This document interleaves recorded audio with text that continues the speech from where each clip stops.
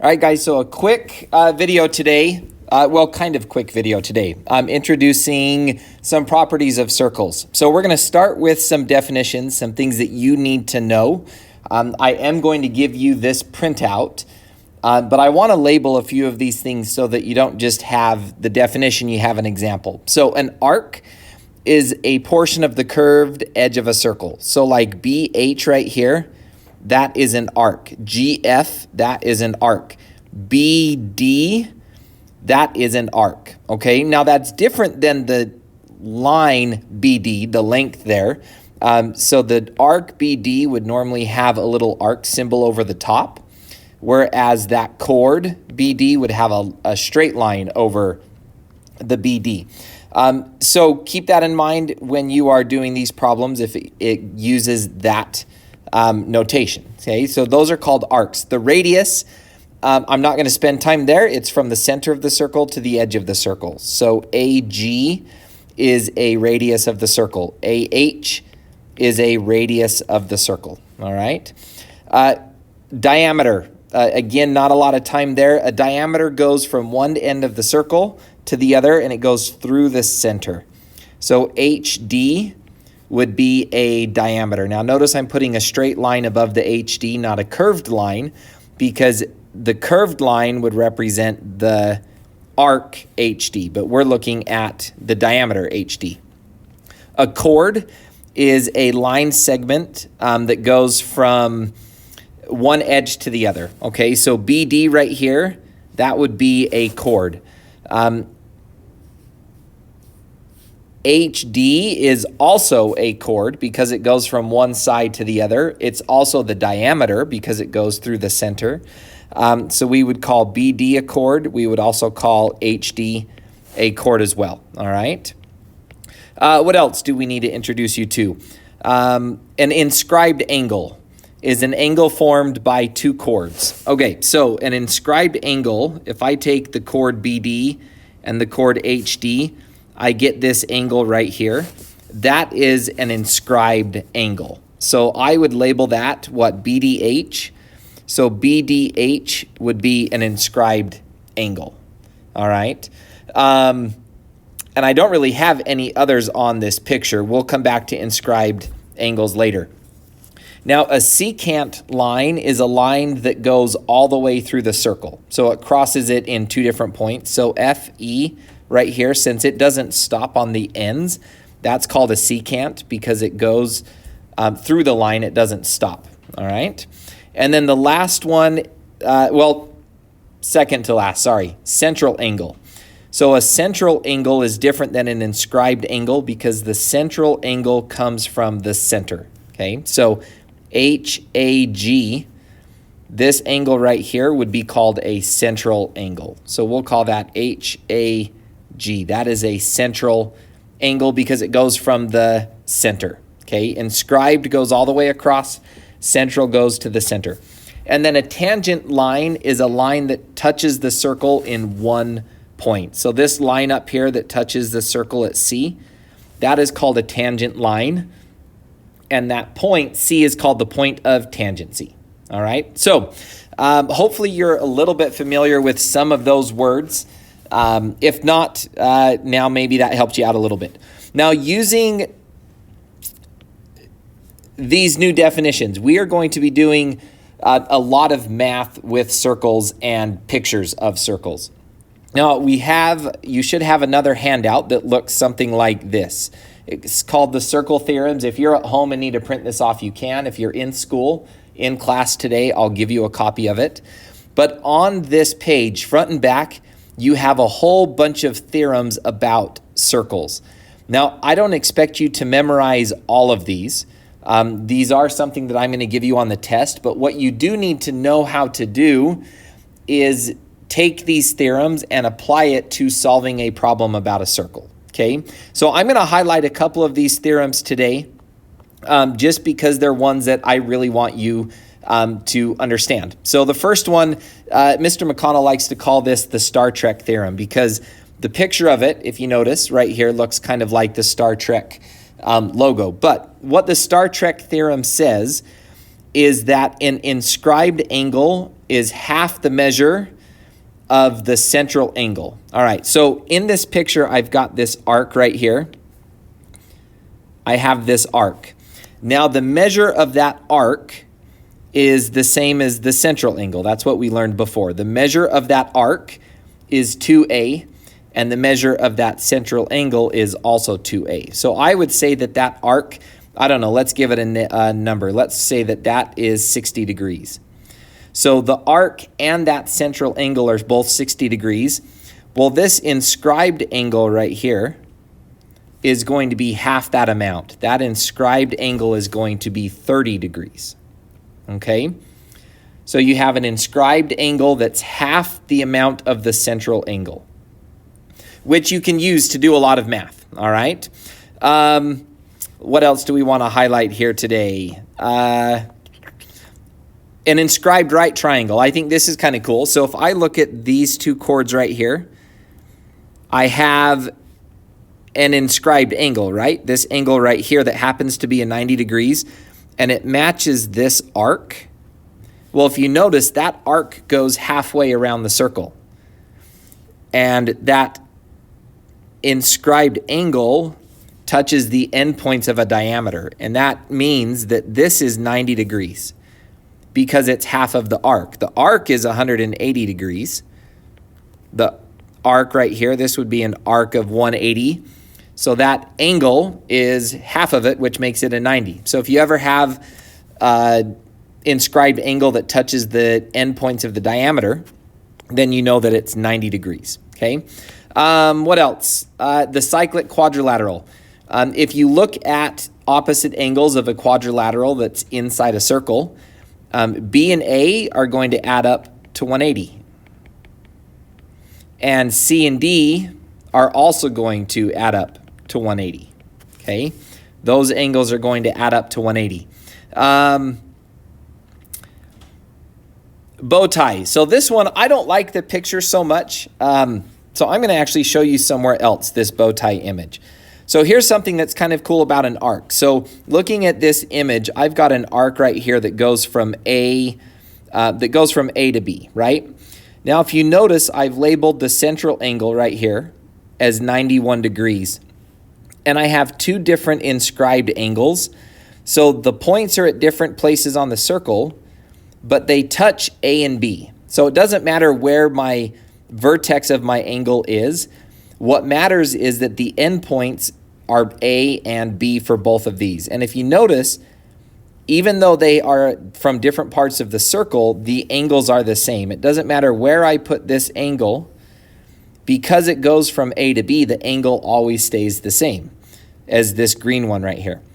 Not only that, but those inscribed angles you can see are half of my central angle. So if I make my central angle 90 degrees, then my two inscribed angles are 45 degrees. And it doesn't matter where I put them because they touch the same chord. And that's a pretty powerful rule that you're going to get to use in some of the math problems today. So that's the bow tie rule. And again, Mr. McConnell likes to call it the bow tie rule just because it looks like a bow tie. So that arc right there is the same as this arc, even though the angles start from a different point. Okay, so what you need to be able to do with all of these theorems that you're given is look at pictures of circle and find the unknown missing pieces. All right, so for example 1, we've got a picture right here of a circle, and I've got a lot going on, but it wants me to find the missing pieces. So it wants me to find A, B, C, and D. So the first thing I notice about this, and really when you're looking at these circles, one of the best things you can do is to just start filling out everything that you can, okay? So for example, I have an inscribed angle right here, right? And that angle is B, but my arc for that angle is 38 degrees. Well, that tells me that that means B is half of that amount. So B is going to be 19 degrees because it's half of that arc length. So I know what B is, and similarly, I can do something right here with D. So I have this, or it's not D, but C. I have another inscribed angle right here and an arc that goes with it. Now my inscribed angle is 41 degrees, which is half of my arc. So that means my arc is 82 degrees. All right, so I'm just going to keep working my way around the circle. Another thing I notice, this right here is half the circle. So that means this arc is half the circle, which means it's going to be 180 degrees. I should put my degree symbols there, right? That also means that the other side, this part plus this part plus this part, is the rest of the circle, which is another 180 degrees. So I know two parts of that. I just don't know D. So I can take 180 minus 82, and that gives me what, 98? And then I can minus 38. So I'm minusing the 38 and the 82, and that gives me 60. So D is 60 degrees. All right, now I didn't have to use my formula sheet much for that one because I think, the inscribed angle, hopefully that's one that you can remember, that the angles inscribed are half the arc length, right? So let's move on to number 2. This one looks a little bit more complicated. Number 2, well, let's see. I've got an inscribed angle right there, G, and that correlates to this arc. Well, that arc is 126. So that means that G is going to be 126 divided by 2, which is 63. So G is 63 degrees. That one wasn't too bad. What else do I need? I need F, and F is right here, and it correlates to H. But I don't really know anything about H yet, except, you know what, I do know something about H. If I take the rest of the circle, I've got this piece right here, which is 97. I've got this piece that's 126, and this piece that's 85. Now, all the arcs of a circle, those degrees should all add up to 360. So I can take 360 and minus 85 and minus 126 and minus 97, and that's going to leave me with H. That's going to be the leftover amount, right? So if I take 360 minus 85 minus 126 minus 97, I don't know what that is. Let's see. Skip, please. What do we say? 360 minus 97 minus, and I don't even remember now, 126 and 85. So minus 126 minus 85. I get 52. So that means H is 52 degrees, which helps me because if I know what H is, remember that angle right there, this arc, goes with this inscribed angle. So if H is 52, then F is 52 divided by 2. So F is 26 degrees. All right, so I've got F, I've got G, I've got H. Now I'm just looking for E. So let me get rid of some of this messy stuff. Well, again, E, we can't call E an inscribed angle. I've seen people tempted to say, oh, E is half of 97, but the corner isn't on the circle, so we can't call that an inscribed angle. But what I do know about E is it's part of this triangle right here. Whoops. It's part of this triangle. And if this piece is 26, this angle right here correlates to this arc. That means that this angle is 63 degrees because it's half of that great big arc. And I know that the angles of a triangle add up to 180. So 26 plus 63 plus E should be 180. So I can just do 180 minus 63 minus 26. So that's going to be what? Minus 89. So that's going to be 91 degrees. So E is 91 degrees. It's not quite a perfect right angle. It's 91 degrees. All right. Okay, let's look at number 3. Number 3 looks like a quadrilateral inside a circle. So if I go to my formula sheet, where's my quadrilateral inside a circle? It's here somewhere, right here. So I'm probably going to want to use something to do with this. So remember, the angles across from each other add up to 180, right? So if I go back to my circle, I know that these two angles are going to add up to 180, and these two angles are going to add up to 180. That's pretty powerful information. So that means that if this is 96 degrees, then J is 96, or J plus 96 equals 180. So I just need a minus 96 to figure out what J is, right? From 180. So that means that J is 84 degrees. Now that does help me, because if J is 84 degrees, look at J. J is this angle right here. All right, now that angle correlates to this great big chord. And I know that this inscribed 84 means that this chord going all the way around that edge is double that. So the chord is 168. But I don't want the whole chord, right? I just want maybe this piece of the chord. And I know this piece is 80, so that means this piece is 88. That might prove useful. I don't know if that helps me right now.